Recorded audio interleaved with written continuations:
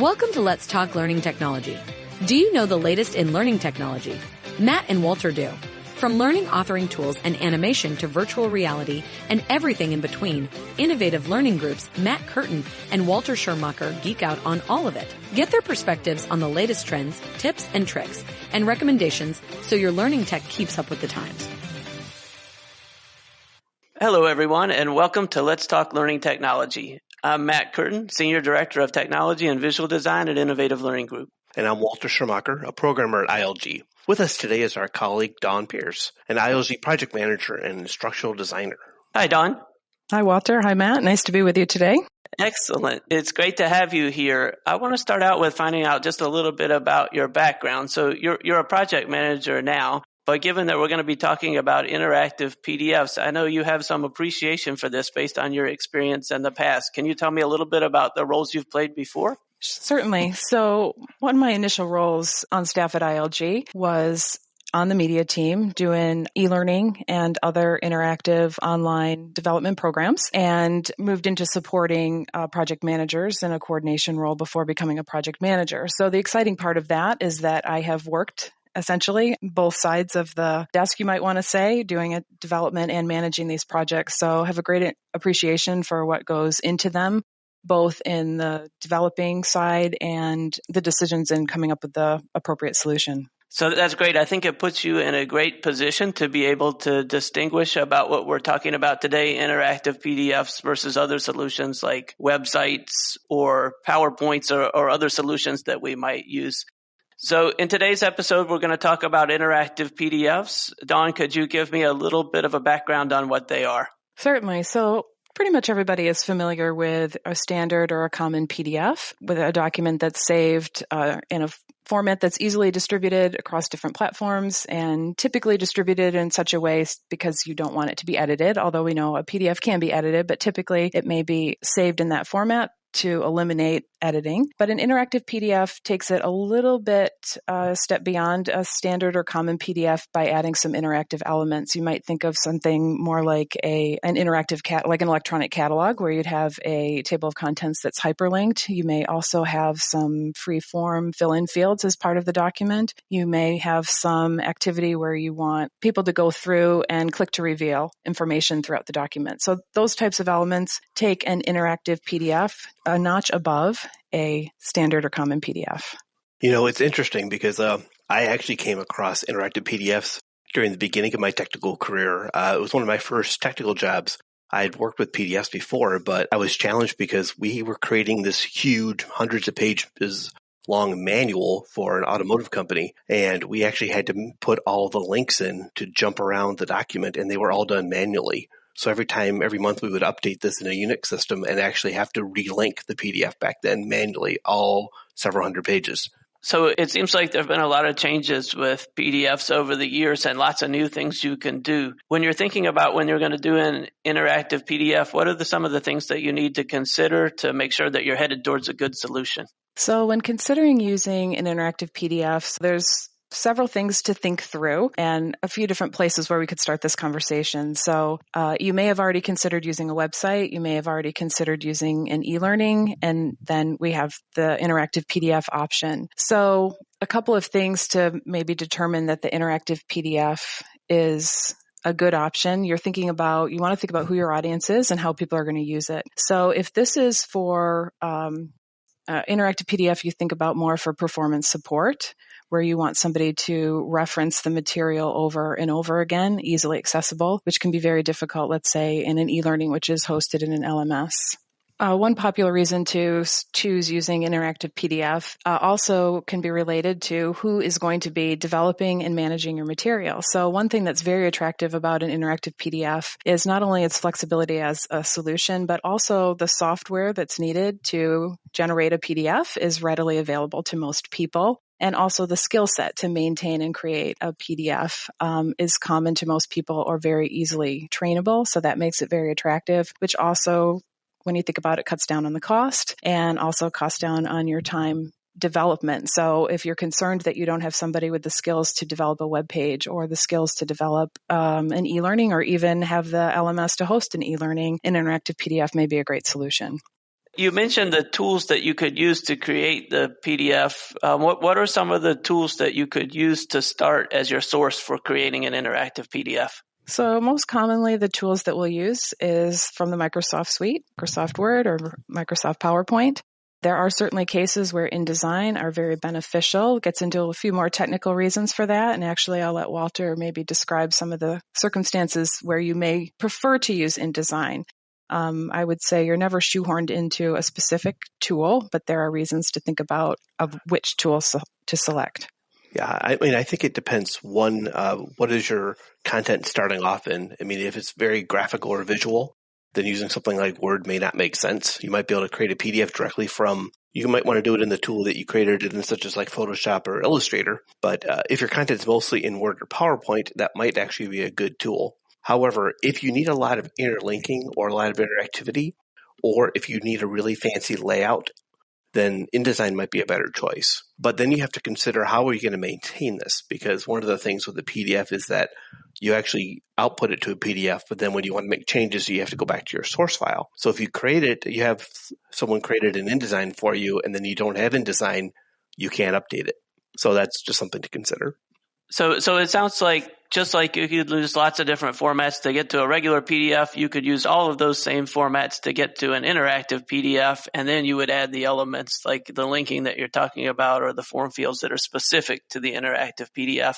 Overall, given that you could start from any tool, would you say that overall it's pretty easy or pretty hard to create an interactive PDF? I think it kind of depends on what kind of interactivity you're trying to add. If you're simply trying to add links within a document, that's actually pretty easy. If you're trying to add more advanced functionality where you're having someone type something in and then evaluate the results or branch around the PDF, that takes a lot more programming skills. Now, from your perspective too, given you don't have the same technical background as Walter, do you find it pretty easy to create them once you know what you're doing? In general, yes, the interactive PDF is easy to create and easy to maintain.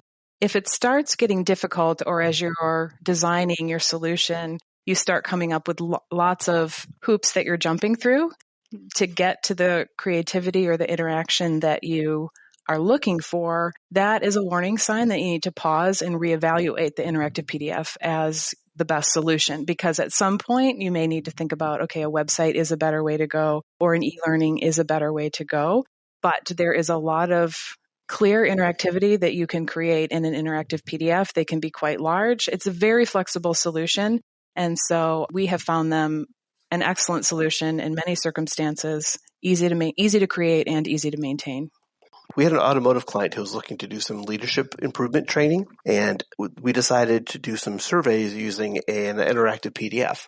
So we actually created the outline in Word and then laid it out and designed it in PowerPoint, converted it to a PDF, and then added interactive fields such as like form fields where you could fill in the blank in text and radio buttons and such to try and help them think about where they are now and where they want to be in the future. One example we had with a IT company, also leader training. One of the excellent things about that is a lot of times when you do think of a PDF, you are thinking of a portrait style document that you are flipping through.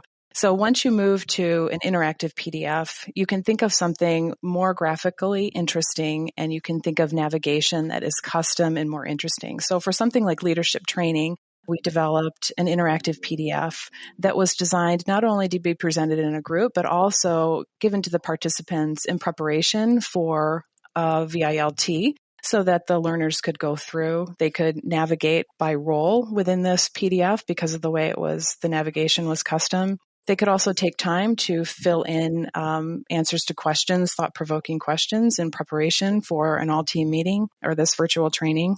And they could also once they did type in a response, had an opportunity to sort of click to reveal and see what the intended response might be. So this is a way to use an interactive PDF almost like a workbook, and your custom navigation is to your advantage. And it's more than just like you're looking, it's a step above perhaps, say, a white paper where, again, you are drawing people into the content and sharing information and training them.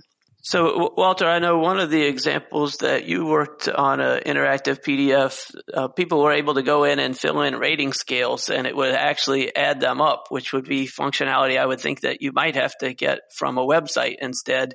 When you are doing functionality like that, where you add up scoring scales in the PDF and give a total score, is that done in that source document like the Word or the PowerPoint or InDesign, or do you have to use other software afterwards to be able to add that type of functionality? That's actually a good question, Matt, because in that case, what you actually need is an editor. We use Adobe Acrobat, which is the full version, not just Reader, to actually add that kind of functionality. But there are other software tools out there that'll let you edit a PDF and add that kind of functionality. But that's actually done using JavaScript code. It's an interesting thing to do because there's multiple ways to program it. And the first time I did it, it worked, but it was super slow. So I actually had to recalibrate it after testing it and then to make it so that the updates actually happened a little bit more behind the scenes. And so the totaling wasn't all happening at the end. So the lesson from that learned, of course, is you have to test these out because even if it looks like it works, you need to test them to make sure that it's actually going to work properly and to have good efficiency. So that kind of approach of adding JavaScript is a bit more complicated. Let's say that you were doing an interactive PDF that had form fields and navigation, but not scoring or something like that. How do you determine whether you're going to make the updates in the source document, like the Word, the PowerPoint, or the InDesign versus edit in an Adobe Acrobat or another PDF editor? Don, is that something that you've had to deal with as changes come in to keep track of where's the best place you make the changes so you don't have version control? Yes, absolutely. That's a very important point to make is whenever possible, you want to make changes to your source document to avoid version control issues and having to re-update, let's say, once you put a form field into your interactive PDF, you want to be able to easily reformat those form fields, not have to reinsert them into your document if there's a text change. And Walter can speak to that as well. I actually heard that from a client who was interested in PDFs, but they didn't want to use them because if you had an interactive PDF, you had to keep recreating them all the time was the complaint. So I actually showed them that we didn't have to do that you actually could just swap out behind the scenes what the document looks like, and then it would actually keep all that form fields and functionality on top, and you just might have to make a few adjustments. So an interactive PDF doesn't have to be like recreated every single time. So then it sounds like to continue making updates, you need to save not only the source document that you first started in, but you also need to save the PDF, and you may need to make edits in one or both to continue to keep it up to date as changes occur, if I heard you right. Yeah, the best practice is always to go back to your source file, update that, create a new PDF, and then update your interactive PDF based on that updated PDF. And sometimes you actually have to keep multiple versions of the PDF. I have one form that I maintain that's actually a locked form that's locked down for Reader so that the changes can be saved. And the way it's done, it's a secured document. So I actually have to keep an unlocked version of it and a locked version of it. But one point to clarify, though, is I don't think I've seen a situation where you've had to make an edit in the source and an edit in the interactive PDF. Like you shouldn't have to go directly into the interactive PDF to make your edit. You can if the source is lost or missing, but there's not a scenario that I'm aware of where you couldn't make, where you could only do the edit in the PDF so that it would then the source and the PDF would be different. Yeah, where that does happen, Dawn, is where you're actually editing the fields and the things that you added, the interactivity that you added in the editor program. So like the form field that you added, and like I had one that actually had a message in the form field, and then that message would go away as soon as you started typing in. Okay. Kind of like a click here to add your feedback. We needed to edit what that message said. That's actually done in the editor versus the original tool, because that's functionality we added in the editor. Okay, that's what I was going to say. So that's content that technically doesn't exist in the source. Like that is coming from your PDF edit. So that makes sense. And I have heard people say, well, I can just edit the PDF later. And you can. And yes, you can round trip where you export the PDF back to a source file and make edits and pull it back in. But what you get out of a PDF is not the same thing as what you put into it. So the export of a Word file from a PDF does not look like the original Word file exactly. It's actually all positioned and it's not free flowing necessarily. So you just have to be careful to keep your source files. So it sounds like safest thing is to keep all of the source files so that you can edit what you need. What are some of the limits in terms of what you can put in? Can you put, for instance, video in an interactive PDF? You used to be able to put video in reliably back when Flash was a thing. But since Flash has gone away, video is technically still supported in the standard, but it tends not to work very well. The best practice I always follow is to put a picture of the video and add a link and host the video somewhere else. Not only does the video tend to start and sputter and not always play correctly, depending on the person's reader software, it also makes your PDF quite large, and it can be more difficult to edit. And finally, it actually will, many readers will actually give you a warning saying, this page has some interactive content, warning. And it gives you like a scary yellow message that you have to click to authorize it. And a lot of people don't want to click that. So then they never see the video and may just quit the PDF because they saw some scary message that caused them to quit it. So you bring up another good point about the different PDF readers, because it's not the case anymore that everybody has Adobe Acrobat Reader. Oftentimes the browsers provide that playback. And I wonder if that causes you to have compatibility issues, like what type of questions you need to ask up front to make sure that the audience for the interactive PDF will see it the same way you intended.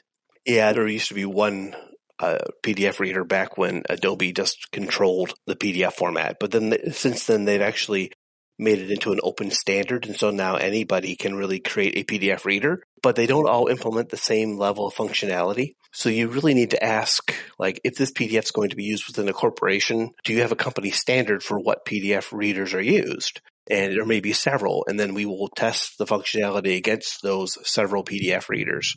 If it's just something that's going out into the internet, then you have to make some assumptions and do some testing. But there can be a whole wide variety of things. And so it can be a little tricky depending on what you're looking to do. So I guess my answer to that would be, so when you're considering an interactive PDF as a potential solution, you have to think about who your end audience is. So if you have no control over the PDF reader that end user will be using or have access to, again, that's a reason to pause and think twice. Is this the best solution? Because, what types of things are you putting in the PDF based on different readers? Is there going to be a mix-up or a different view as the end result based on the reader? Might be, again, another reason to put up the caution flag and reevaluate the interactive PDF as your solution. But many corporations have standards of what the reader is on their, company-run or owned company hardware. And if that's the case and you have control and you know what reader your end user is going to use, then you can develop to that, and you can feel confident that what you have produced and created looks the same for you and for each learner who experiences it. Yeah. And I think you can still use it even if you don't have that kind of control. You just have to possibly limit your scope just a little bit more. It's pretty easy to zone in on the things that we know these certain things work really well within a PDF, and these things are a little bit less supported by certain readers. And so we can kind of limit it down just a little bit. So you may have to limit your functionality a little bit more if you don't have control over it. The other thing to think about is this going to be open on a desktop, tablets, or will this be open on a phone? Because that actually can affect some of your decisions as well. Because if you have 8-point text on the PDF, you don't want to assume people are going to pinch zoom in and out in order to be able to read your document. And the same thing can happen with a keyboard. If a keyboard on their phone is laying over half your document, it's hard for them to actually work with your PDF. Those are just things you have to consider sometimes. So let's say best case scenario, you know what hardware it's going to be running on, and you test to see that things are going to work. I'm thinking about other things that you would be able to do in e-learning and wondering if you might be able to do them in interactive PDF. For example, things like pop-ups or knowledge check questions. Those things that you could do in an interactive PDF? So you definitely can do them in an interactive PDF. You can do click to reveal. Essentially, in a PDF, a click to reveal is you are hyperlinking to a different page within your document that shows the revealed content. And so if you next through your PDF, you would still, unless you disable the ability to click next through your PDF, then you don't have to click the pop-up. You will see it on a different page. You'll see the content revealed. But yes, so you can click to reveal.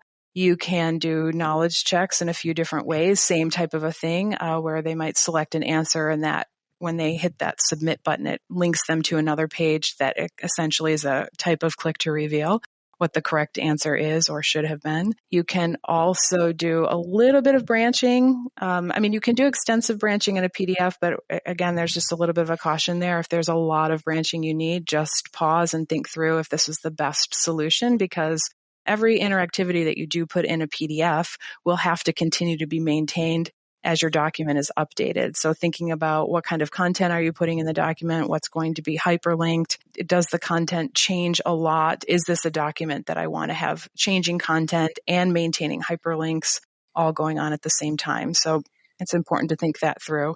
You can also branch in a PDF as well based on a response. It can hyperlink you to a different location in your document. So there's some variability with that, some options there, similar to an e-learning. What you can't do in a PDF, like you can do in an e-learning, is track what, say, path somebody followed through a PDF. Like you may be able to track that in an e-learning. There are some other even more technical ways of doing some of the same things Dawn just described. That's the most common way we do it because of the need to print. You actually can hide some stuff using code, and then depending on what they answer, actually reveal the content. So there's actually like a way to hide and show the answers, like the correct or incorrect pop-ups, just like you do in an e-learning. But it gets a little more tricky because if somebody wants to print it out, they won't see that hidden content unless you set it up for printing, and it gets very tricky based on reader software. Yeah, and you can do the same thing with pop-ups, where you actually can program them to be hidden and then programmatically show them. But again, the same thing happens in that often we need to make them very printable. So that's why we choose not to program them to be hidden. And usually we'll just do the click and jump to a separate page because of the need to print the content. So printing brings up an interesting point, though, because typically I would, if somebody came to me and said that the end user is going to need to print this document, I might not recommend an interactive PDF because obviously once you print something, there's no more electronic, interactive, hyperlinking that's going to work in the document. So is it worth spending all of the time adding interactive elements in an interactive PDF when a standard PDF will do the trick because it's just going to be printed?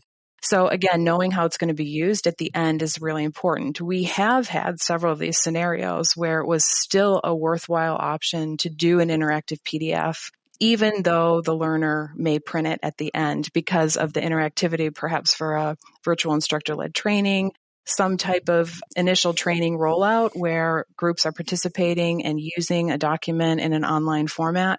And so it was worthwhile to have all of it programmed and have that interactive PDF, even though the end result might be the end user printing it so they can reference it at their desk, let's say. Historically, PDFs, one of the things that's been really good about them is that the way they print out matches what's on screen, which is not true in a lot of other formats. But what about the use case where you want to have the learner fill in type-in fields and then print the document? Will it print the type-in fields, what they typed in, well, just like it does the rest of the source document? It does, actually. You can have it print them out. You just have to watch. If you have a scrolling form field, that text can actually get cut off. So one thing that's different between like a PDF and a website is a website you can let the box grow, whereas in a PDF, you can let the box grow, but then if you print it, it'll get cut off, or you have to set it to scale the text, the font size down so that it gets really teeny tiny if they type too much, and then it's very hard to read. So you have to watch your character size and your character limits. So the answer is yes, you can let them print it. You just have a little bit more limitations based on readability later on. One thing going back to what we talked about is that earlier Matt mentioned an interactive PDF that I made that was scoreable. That actually was also printable, and we actually made it work for both scenarios. So in that case, what we did is we actually put the scoring guide at the front, and then we had it automatically score. We also made it very printable, so the person could also use it as a printable item in case they weren't online to actually do the assessment in person. So you can sometimes set them both ways, but it helps to know that before you build it, that this is going to need to support both. Well, and even I just want to clarify too, even separate from printing out the document, if you have form fields for them to save the document, even if they might not print it, just to type in their responses and then save it as a new document essentially with their responses, I think you would run into that same issue, I believe, where when you save it, those form fields might get cut off. Is that correct, Walter? It can't get cut off depending. The other thing is that depending on the reader support, some people like to later on go on and edit it some more later. Some PDF readers will actually save it as a flattened PDF where your content that you typed in is in there, but you can't edit it later on. Other versions of like Adobe's Acrobat Reader will actually save it so it's still editable, but not all readers do. So that's just something to be aware of if you want them to, go back into your PDF that you saved locally and I'll make some more edits. They may say, I can't, because it depends on what they're using. So Dawn, we've talked about a whole bunch of different things that you could accomplish with interactive PDFs. I'm wondering if you could give a couple of more concrete examples of how and why we've used them in the past. Sure. I have a couple examples that are really my favorite, somewhat because they're unique, but not unique in the sense of, it's a one and done, but just in the process of getting to determining that the interactive PDF was the best solution. So we were working with a medical device company that wanted essentially an electronic catalog for their devices, and they needed the catalog organized into two categories, one by the device. There was approximately, I think, 9 or 10 different devices, and then probably about 30 different types of issues that these devices could address. So they needed two tables of contents, one where you could go to the device directly, or one you could go to the issue and then see which of the devices would address that issue. An extra unique part of this scenario was that where the device catalog needed to be accessed was in a secure environment. And so solutions that were only available online were not available for this. So a website, which typically might be the recommended source or solution for something like this, was not an option because there was just not that online access. Also, an e-learning wouldn't have been recommended, even though the branching type options in an e-learning would have been excellent. This was more performance support. And again, you needed that offline access. So we had the opportunity to create this extremely large offline catalog that was as an interactive PDF. And it was excellent because two different tables of contents that you could easily access, which with hyperlinks all throughout the document. Now, it was a very long document, a lot of hyperlinks to maintain, which again might be a drawback in certain scenarios, but this one, it worked and it fit mainly around that parameter that just didn't give of that it had to have the offline access. Now, this particular one we developed in InDesign because the hyperlinks, that many hyperlinks and that length of a document was more suited to be maintained in InDesign. And so then you had a challenge of our client did not have InDesign or did not have people that were upskilled in InDesign. And so we worked with this client as part of the project to train people on their team on how to keep this document updated and maintained. And so it was really a win-win all around, working together with them, getting this set up, creating templates for pages, and the client was empowered to continue to maintain the document after the engagement with ILG ended. Yeah, and we chose InDesign, Dawn, because of its ability to support the hyperlinking. Because I know like something like Word or PowerPoint, you actually can do some internal hyperlinking, but InDesign has a slightly different feature set. Do you want to mention why we used it? You can say. You told me yesterday, but I don't remember. Yeah, so InDesign excels at actually hyperlinking within a document, and it can maintain those references no matter where they move. It's actually used for things like catalogs and books and all kind of things where there's like page XX references that they later have to update and actually put the correct reference in. And it can actually help keep track of all that interlinking within a document and then turn all that interlinking into hyperlinks within a PDF. So if you need to maintain that level of hyperlinking, InDesign is a really good tool for it, whereas you can do it in Word and other tools, but you end up spending a lot of time manually setting it all up, and it's very painful for something like that, whereas InDesign will just do it for you. So InDesign is inherently designed to manage publications, and therefore this was essentially a large publication with a lot of hyperlinks to be maintained that could move as new devices were developed or old devices were obsoleted or new conditions were added into the catalog that could be addressed by these devices. And so because of all that content potentially moving, using a tool like InDesign made the most sense because there are default functionality within InDesign that just does not exist within Word or PowerPoint. Yeah, and then in the little bit of time you might setting up the templates and stuff in InDesign will save you tons and tons of time in the future when you're trying to update it later on. Don, you said you had a couple of examples. Do you have another example? I do. We were working with another client, an IT company that was doing systems training. Very common use for e-learning is to use e-learning for a new systems training. This software. This was for a software implementation, and the software was custom to this client. So I think anyone who's managed or been involved in a systems training initiative knows many of the challenges of while the process of what the steps will be in the new system are solid and well defined, the screens for that system may not be, or exactly how you come about each of those process steps are being developed as the training is being developed.